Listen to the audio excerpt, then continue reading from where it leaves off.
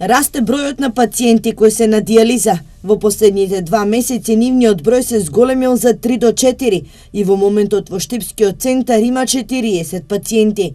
Најголем дел од нив се од постарата популација, а најголем процент доаѓаат од Свети Николе.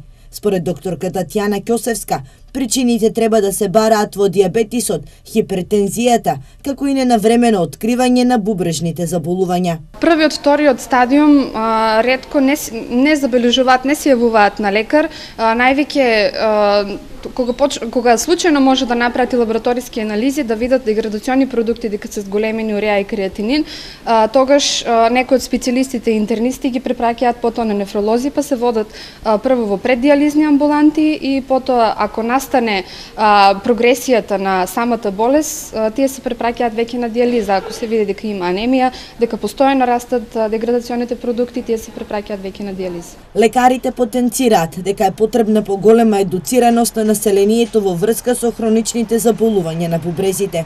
Намалената свесност на населението заради нејавувањето на редовни прегледи кај матични лекари, па потоа кај специјалисти, значи мора да се подигне самата свесност на населението, да се знае за оваа болест, како доведува до хронично заболување на бубрезите.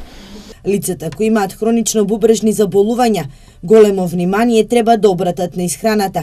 Препораките за поздрави бубрези се да се пие многу вода, најмалку до 2 литри дневно, консумирање на нископротеинска храна, малку сол, како и редовно земање на пропишаната терапија во преддијализниот период.